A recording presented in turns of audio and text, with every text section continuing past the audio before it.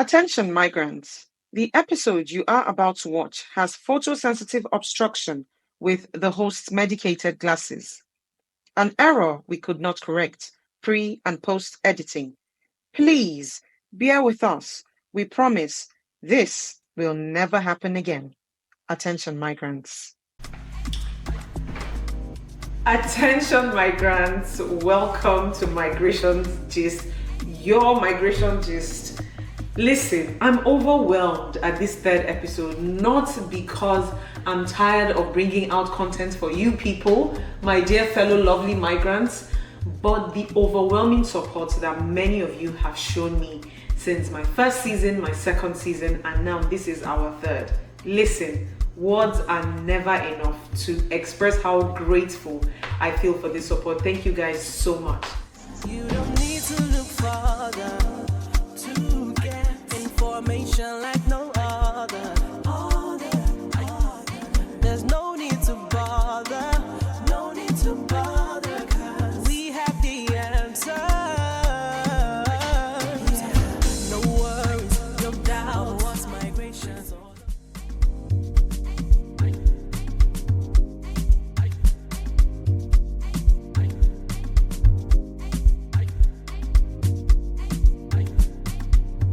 My name is Maria Ocheja Ebo, your host through this Migration Gist journey. Thank you guys so much. Welcome to your third episode of Migration Gist. Like you know, we will be taking the whole ride. We're starting with our Independence Days. Like I said, Independence Days is the blanket day for the either Flag Day, Constitution Day, da. So let's jump right into Independence Days. But before we jump into Independence Days, I know my wig is giving Amote Nicki Minaj. I'm giving Ojo Elegbababi. Anyone you say, thank you, migrants. I'm trying to stay afloat with the hair. My husband said the hair looks like Rick James. Look at that picture. I thought it was very funny. But the one that is cracking me up the most is that this wig looks like the crown of the Ata of Igala from North Central Kogi State, Nigeria. It's not me that said it though. They said it to me. And I think it's so funny. I'm sorry, migrants. Sometimes I don't take myself too seriously, but hey, welcome to MigrationGist. Let's go right into Independence Days.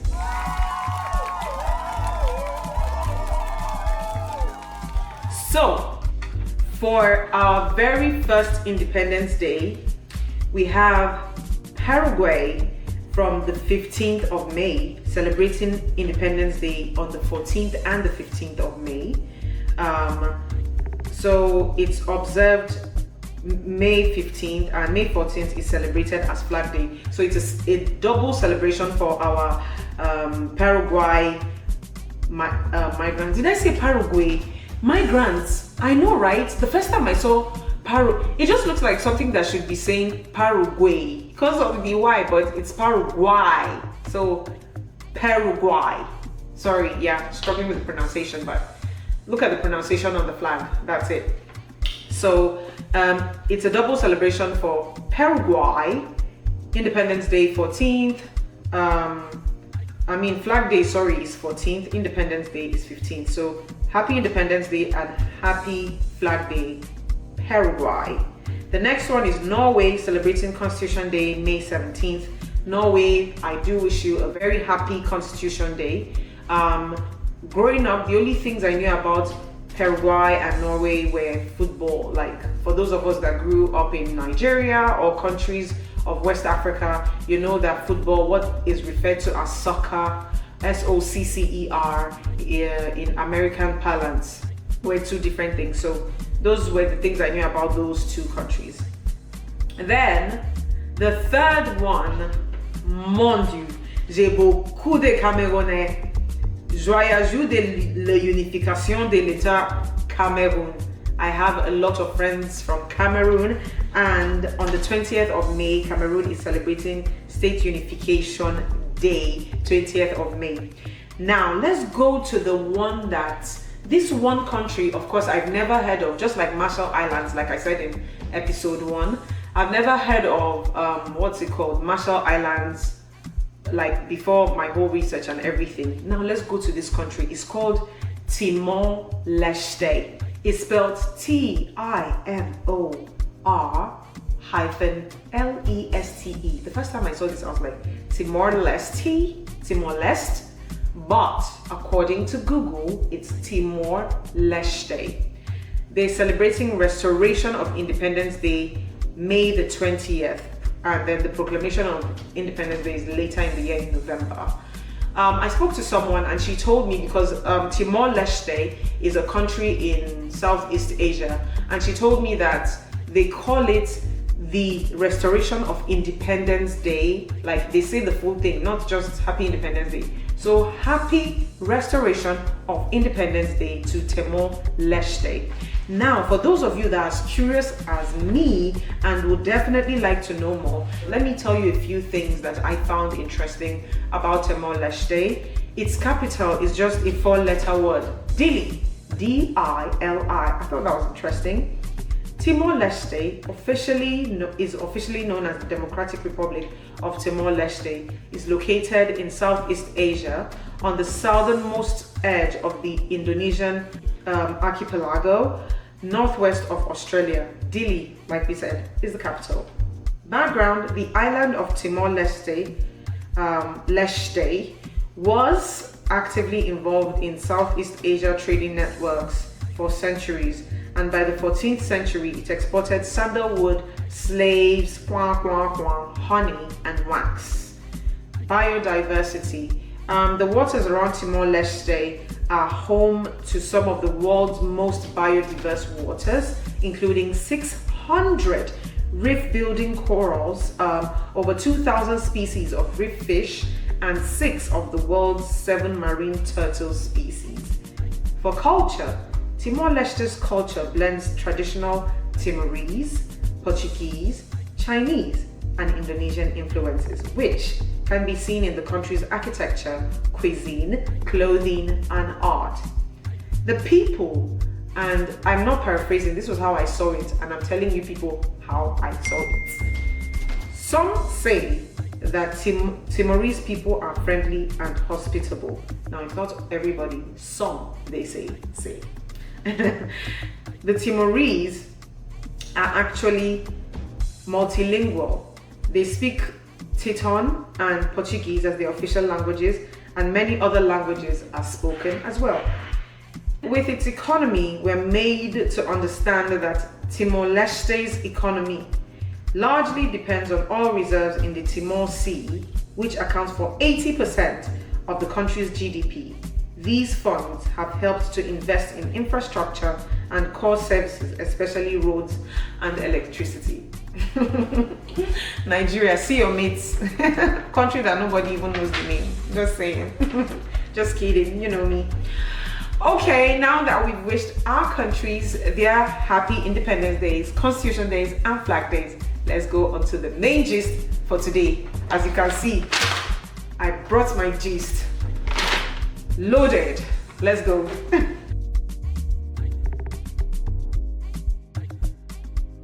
So on today's main gist, we're going to be talking about occurrences that you may not believe happen in America. Now, not because you won't believe that, oh, why are you so shocked? Oh, there are human beings living there. Because I still recall the very first time I said, oh my God, I can't remember this, and I'll go through them, would happen here, you know. A lot of people that I'll speak to be like, I beg, why are you acting all brand new? Please, is it not human beings that are in America? But that's not the point. The point is, you know, growing up in a third world country like Nigeria, listening and watching American news and movies and everything in between, most times, if let's say there's robbery at a store, in the movie, the police will just come. The police will just, you know, appear and clear the whole scene. They've put that their yellow and black tape covered everywhere. It just looked so serene. But dear migrants, like some of you who have migrated already know, it's not always that sweet and dandy.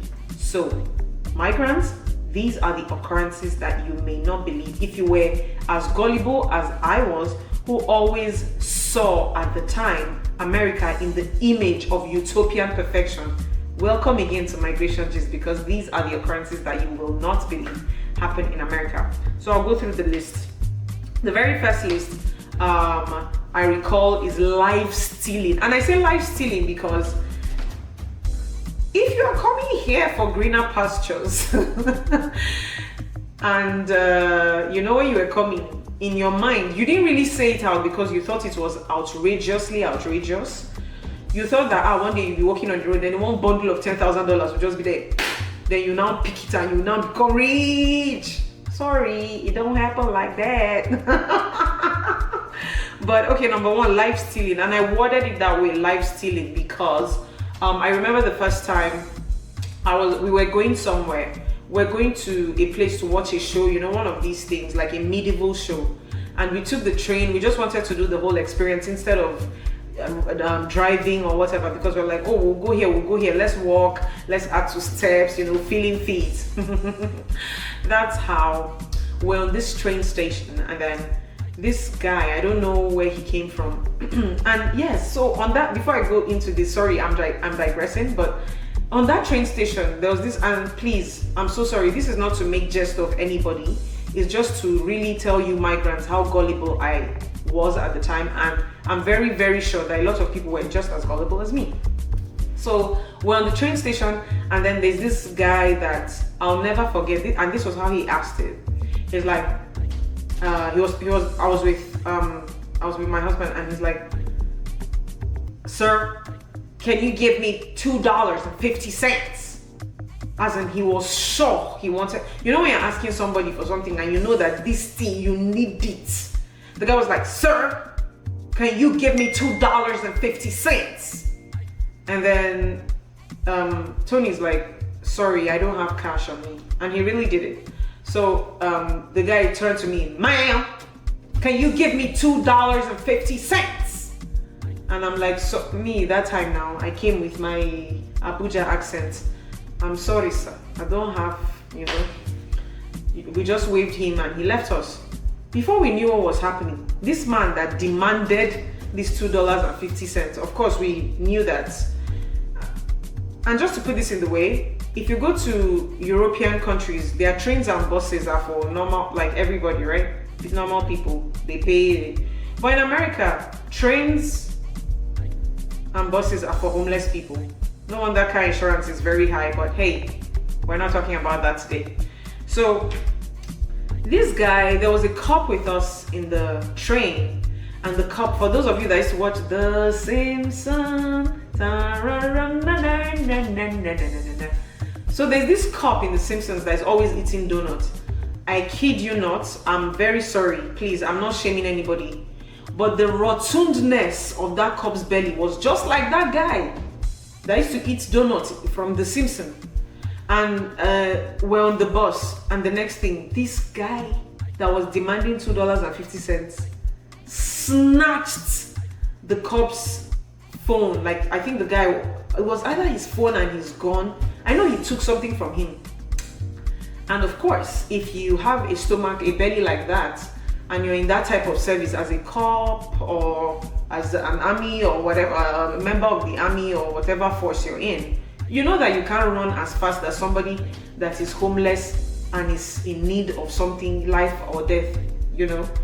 So this guy grabbed migrants. When I say grab, he grabbed this thing, and the way the wind, you know, I mean the air from his body, you know, when you miss a slap, for those of you that are Africans, you know what a missed slap, the air can blind your eye. That's how this guy, this homeless guy, took off. Boom! Hi! That day, me and Tony were just looking at him. We're like, hey, this guy can run. The guy stole the cop's phone and gun and something, and then he sprang. He was like the speed of light. He was like, eh! He just took, whee! He was gone. So that was my first time seeing that, and I'm like, hey? So nothing is saving the day. No Powerpuff Girls, because I had come to America with that utopian perfectionism so much. I was blinded. I remember the first time I just told my mom, she's like, why are you acting brand new? Is America not, it's not human beings that are in America, I guess she had seen it all. Another occurrence I believe that you would not believe, or that I did not believe was happening in America, was on National Geographic Channel. Like, you always see wildlife, you see a lion, you see, don't be afraid, don't worry, I didn't see lion, calm down. You see lion, you see just different, wild animals, on National Geographic. That was how, me now, me, trek a lot. My sisters call me trek a lot because I can trek. Hey, I can waka. Samina mina, waka waka. They made that song for me. I can waka. In Nigerian English, I can, I take very long walks. Some days I'll walk for 10 miles. I'll clear my schedule for the week and then just walk. Like, I can waka.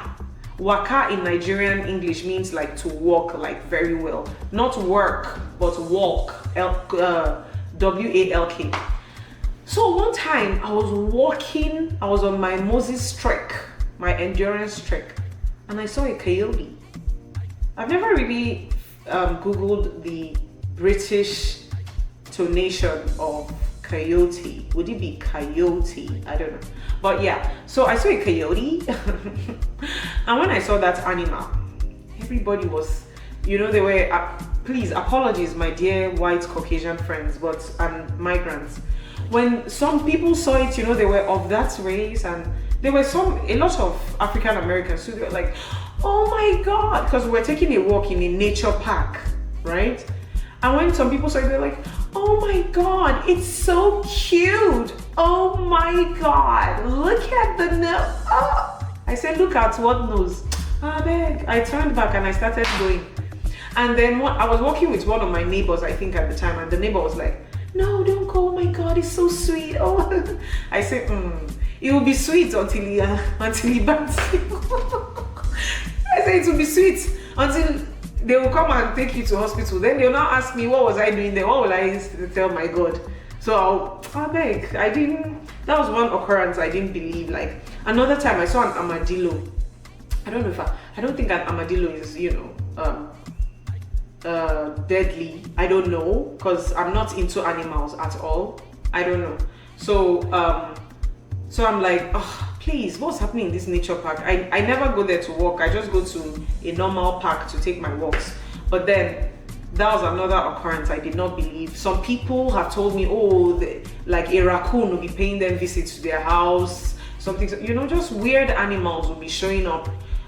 For some is like a vulture and eagle and some wild animals. Some people will even put, like a bird, not a cage, but this thing that feeds the birds, like they will hang it in their backyard. They'll be like, oh, I'm just going to put it there in case the day that the dragon is hungry, it can drink water from that place. I'm like, the Nigerian in me, any wild bird that is coming into my backyard, Holy Ghost. But yes, migrants, you get what I'm talking about. Another occurrence that happened to me, or that you may not believe can happen to somebody that is in a place like America or any other developed economy, but in my case, America, is seeing... Did I even see? No, so this was what happened. Is being attacked. Dead in the night, like on a December night, December 4th, I think it was December 4th or 5th, if I remember correctly. On a December 4th night, like December 4th night, a thief, an armed robber, had a gun. I don't know if the gun had bullets or not, but guess what? Like, I run my mouth, I don't have power. I did not want to find out, at least not that day. So there's this store I used to work at. For the sake of the protection of that store, let's just call the store Maria's. So the name of the store is Maria's and it's in Garland. Yes. I used to work at the store as the cash register. And my husband had told me, no, you don't there's nothing wrong with doing that job, but just wait. just wait, like you get something. Don't put yourself in that situation. He saw something that, or felt something that I didn't feel. I was just like, no, I want to start working. I can't be staying at home. Oh my God, I've been at home for 3 months. Oh, how dare.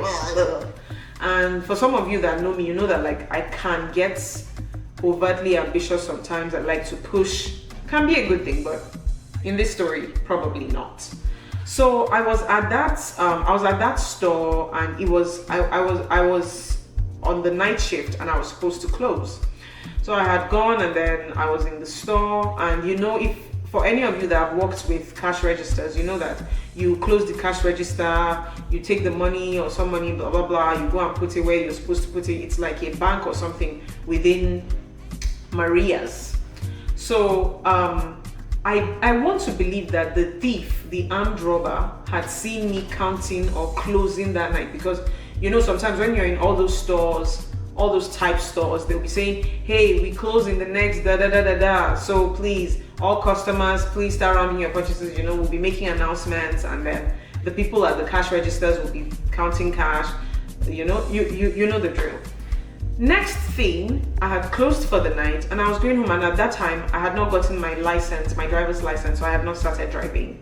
And so most times I would either, like, if when my husband is not too busy, he would come and pick me, or sometimes I would just use Uber. That was one of those nights with Uber. And so I ordered my Uber on the app, of course, and then by the time I had closed, I went downstairs. Normally my co-workers would be like, hey, I need like, let's all get into the car at the same time, leave the premises at the same time. So I had spoken with the Uber guy, and he's like, oh, I'm at this spot. Like, he told me the spot he was at. So I'm like, oh, okay, I'm coming to meet you there. So I was walking to meet him there. So because this thing has never happened to me anywhere before, right? It had never happened to me, at least because I was just, like I said, the perfectionism, the utopian perfectionism image I had of this developed country called America. I had it of all nights. That night it was cold. It was almost, you know, when you can feel like snow is about to come, but it's not just there yet. I guess it was one of those nights. It was as cold as death. It was very cold. And so I was walking to the Uber person, and I'm like, hey, oh, it also did not help that at the time I had not frequently practiced French on the app I practice now. I can't call the app's name, they are not paying for a spot. On the app that I practice now, at that time I didn't really know much in French. So the Uber person, the Uber driver, could not speak English fluently. He was speaking French. I picked a lot of words, and I told him, okay, I'm coming to meet you where you are. So he told me droit at, you know, Victoria's Secrets, this. I'm like, oh, okay, cross the road. So I knew I had an idea of where he was. So I was walking there to meet him. Now that walk would take me another, in miles, like another 1 point something to 2 miles. Maybe not exactly 2 miles, but maybe 1.90 miles, something like that, or 1.8. As I was walking, migrants, that was how I just felt. I've been jacked in my life. Like, for those of you that are Nigerian, you know, for those of you that are Africans, you know what it means to be jacked. Like, it means somebody holds your cloth, like, you know, jacked, like it's in the description, yeah? Or the translation rather. I was jacked from the back. It was like the person meant me, like, jacked my soul joint. Like, they jacked me real hard. Like, he pulled on my clothes so tight. And then after that, I felt a very cold, like that cold night. I felt something that was as cold. I can only describe it like stainless steel, because I didn't see what it was on my back. I was, hey God, chills. I now started begging. I was begging. I strongly, and when I was begging, I was saying, hey, please, I'm so sorry, please. The person was saying, I saw you in there, you were counting money. Give me all that money. Something, you know. He had a very strong southern black southern accent. He was saying, you better give me all that money. You know, he had a very strong southern accent. If you know what I mean, you know what I mean. So I was like, oh, I'm so sorry, my brother. I'm an immigrant just like you. Hey, God, come and see me now. The first time I entered begging mood. I'm an immigrant just like you, my brother. Please, I'm so sorry. I only work here. I don't have any money. I was humble. Humility fell on me like rain. It may sound funny now, but see, I was humble. I begged him, and then somehow he let me go. He took the jacket I was wearing, but he let me go. It was a really nice jacket, but yeah, he let me go. Yeah, so that's one occurrence, and I'm grateful that hey, I'm here. Another occurrence that you will not believe happens is stealing of packages, especially during Christmas. I'm laughing at this one because okay, let me not laugh. It's not fair that you have to steal what does not belong to you. But let me say this. Coming to America as an immigrant, right? And this is also part of the occurrence you'll not believe happens in America. Where I come from, don't forget, I used to live in a place called Kano State in northern Nigeria before we moved to Abuja, which was, kind of central and farther out from northern Nigeria. And please don't take offense to this. A lot of Christians in some parts of the world would not celebrate Salah or Eid holidays or Maulud or observe it at all. And at the same time, a lot of Muslims would not celebrate Christmas. Now, while it's a very beautiful thing for all religions in America to celebrate Christmas, I, as a Christian, I feel like the true meaning of Christmas has, number one, been devalued, and number two, it has been washed from what it is supposed to be. For people that still do not know, if you've been living in America for the past 2, 3 to at least 10 decades of your life, of course you would not believe that Christmas is the birth of Christ. Look around you. Not even to be sarcastic, but when I moved to in movies, right, you see how Christmas, all these movies, Christmas movies, is lovely, is nice to see. But when you get to the ground, like when you get on the soil, and everybody just sees Christmas like another Valentine's Day, that's how I felt. If you're an immigrant, you might feel different. If you're an immigrant and you're not a practicing Christian, please, Christmas is actually the celebration of the birth of Christ. But here, it's not the same. In America, everybody celebrates Christmas. Like I said, it's a very beautiful thing, but I feel like the essence of Christmas has been, how do I say this in words? Somebody help me. But yeah, that's what I feel like the American idea of Christmas has become. They've thrown away the true meaning of the birth of Christ, and then they've started introducing every other thing, and then people, Christmas is not about exchange of gifts. It's about, the first time I moved here that everybody was doing gift giving during Christmas, I said, maybe I need therapy. Maybe there's something wrong with me. But migrants, I'm just kidding. You get the gist.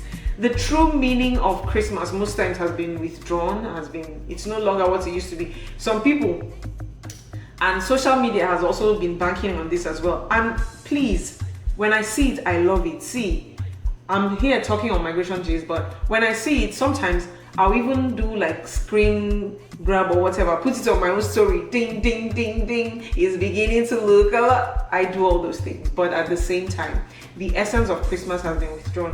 Growing up in Nigeria, my parents never gave us Christmas gifts. Instead, they took all of us to church to do vigil mass, and the mass after that to thank God for the gift of salvation. And you are going to do this for at least 3 hours. You do you sing, you open your hymn book, you sing, you kneel down. When it's time for communion, you go and receive communion. That whole time, you thank God for the gift of Jesus Christ. That was the gift that I got for Christmas every year of my life. At least when I, before I got married and I moved, or, I migrated. But that was the gift. That's what I knew was the gift of Christmas. But not in America, dears. All right. So, you see, because the pressure of gift giving is now such a huge thing, is a big deal. People now see the need to even steal other people's gifts. I was like, It's not enough that you people have robbed the King of Kings of his birthday remembrance day. You people are still stealing gifts. But okay, let's be serious. I don't know, today I'm just not taking myself so seriously, but I was very shocked to see that, you know, Christmas gifts were stolen. And maybe I've not watched the American movie that, you know, that is a thing, but I've never seen Christmas gifts stolen in American movies. American movies, oh, they will bring the gift nicely wrapped and the girl's face will light up in joy and happiness. Oh my God, you know, all those things. So when I came here, people started complaining of their missing gifts. And if you order things and they ship it to your house, most times, like I know in America, in Qatar, God rest Ugo, so when you would order things in Qatar, they would call you to make sure it's safely delivered into the hands of someone, except you tell them, oh no, just leave it there, it's safe, da da da da da. In Qatar, for example, in Qatar's equivalent in America will be like your Prime, Amazon, right? Amazon delivery. If you live in some neighborhoods and Amazon delivers your packets, if you don't go and pick it the second they deliver it, a good Samaritan has re-owned the gift or the package. And so that was what it was with Christmas stealing. Another one that that I have seen face to face is what they call smash and grab, or grab and smash. I can't remember, but Christmas time on local news televisions, you see them very well. Smash and grab crimes, that's what they call them. Or is it grab and smash? Migrants, you get the gist. So another thing I did not believe could happen, right, was those smash and grab crimes, because you know these American movies, once somebody steals something, oh, the police will come, woo, somersault, turn around, roll on his back, he's gone, dun dun dun dun, catch the thief, collect the item, save the day. Lies. Very, very big, bad, huge lies. Even during, is it Black Lives Matter movement on the local news, you could see like people were breaking into stores, stealing things, smash and grab crimes, and police will not catch them. Once they cut away with your item, your very expensive Louboutin shoe, bag and dress is by, I even know someone, please, I'm sorry, I'm not laughing at you, I'm sorry, but it's funny. So she said, so she ordered, I think it was Zanotti, like Giuseppe Zanotti, some expensive designer shoe. And it's either she ordered it or it was her boyfriend, who is husband at the time, whatever, ordered it, and they brought it to her apartment and they left it, you know, in front of her door. And she was taking a shower, she came out, she saw a message, oh, your item is here. And then she came out, the item was like, I'm walking away. No, it's funny now, but I don't know. It's not something I'm happy about, right? I was standing in a very popular pharmacy one day and I saw somebody doing it right in front of me. Like they would take this dustbin, this huge black dustbin bags, and they would be pouring a shelf or shelves of perfumes inside the bag like this, and they'll put it on their backs like wanderers. Like this is the bag. They'll pour the perfumes inside, and then they'll haul it. They'll double, triple, quadruple the bag and put it on their bags like this and be walking. You know the image of wanderers you had like from your Enid Blyton books or whatever, like, and be walking like that away. And guess what? 3-5 days after, you would ask, oh, the people that took the set of fossil wristwatches from this shelf, did they catch them? And they will cut away with thousands and thousands of dollars worth of stuff. I'm talking $10,000, blah, blah, blah. But I mean, during my security training, I was made to understand that for physical locations like that, there is what they call loss prevention. Then for people that are accountants, I was made to understand that those things are already kind of like in the company's accounting. They wish it doesn't happen, but as an employee, especially an immigrant employee, understand and know ye that you did not leave your country to come to another man's own, even though it will become your country later, but you didn't come all the way just to die. Brings me to my next point. When I was working at Maria's, there was this very old, frail lady, right? Migrants. When I say old and frail, you know, there are some people that when they are old and frail, you know, it's really obvious. I don't really know her age, but she was old. And she worked in the perfume section of Maria's. And I'm talking this woman when she carries her hand, like when she lifts something, her hand is shaky, like she's good. Hey, how are you? You know, she had that frailty about her. And one time, one of these smash and grab guys came to the store, and they used like a crowbar, right, to open the jewelry section. And these people are selling jewelries of $6,000, of $10,000, $15,000 worth of jewelry. I'm like, okay. Next thing, this lady, I think she got very, and I get how you can be very passionate, because I hear that she had been working at Maria's even before Maria's had the name Maria's, before the merger acquisition blah blah blah happened. She had been working there. So let's say she had worked there for the past 40 years.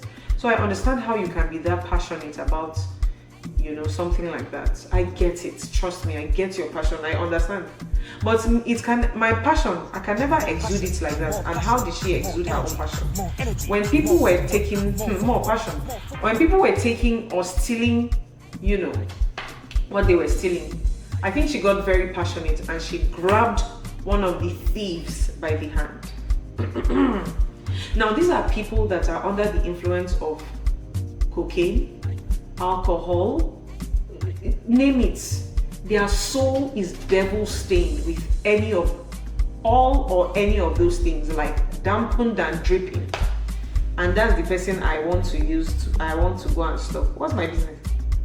Please, dear, steal whatever you want to steal. As long as you don't steal me, join. Please, even if you want to steal this roof, steal it and go. Anyways, her story was really, really sad. The person with the crowbar, I don't know if it was the person with the crowbar or the person with the baseball bat. And you know, I don't know if it was baseball bat, but or is it cricket? I don't even know which one. But the person had a bat, and they used the bat to hit her, and they used the crowbar to hit her as well. And she was very old. Towards the end of the week, of that work week, we heard that she did not make it, and may God rest her soul. Amen. Migrants, don't forget, if things like that happen, number one security rule: you see a thief like this, it is not your business. Look away and don't fight them. If anything happens to you, because Maria's is still open and flourishing, they are changing CEO and CFO, and everybody is drinking coffee with milk, and life has continued. But now the woman has died. So don't be that person. Don't be overtly passionate about, and I even had like bank tellers as well when all these robberies happen. I'm not encouraging it. I'm not saying, because there was one time I was at this work training, right? They said, oh, fight person that has gone. Why? Well, MigrationGist, it's not your position to fight. You're not a security official. You were employed maybe at the cash register. You were employed maybe to be in loss prevention. But I really doubt that you were employed for the taekwondo protection of that store. Dear migrants, it's not in your stead to fight. Let's move on to the next thing that you would not believe is an occurrence that happens in America. This one is a very, very, very sad one. And I pray that the fire of God, the way the fire of God burns down the prophets of Baal, I pray that that fire burns people that even allow this to happen at all. It's called the Amber Alert. AMBER Alert. Amber is such a nice name. Amber, beautiful fragrance. Why Amber Alert? The first time I saw an Amber Alert was December of 2019. I had just come in.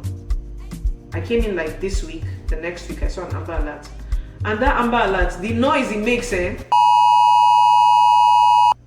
But most times if you're sleeping, you're just like, hey God, who is this devil again?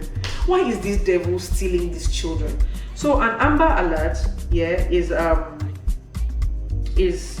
a heartbreaking alert that goes on everyone's phones. Like, you can't control it, you can't block it. I think 48 hours after a child has been stolen.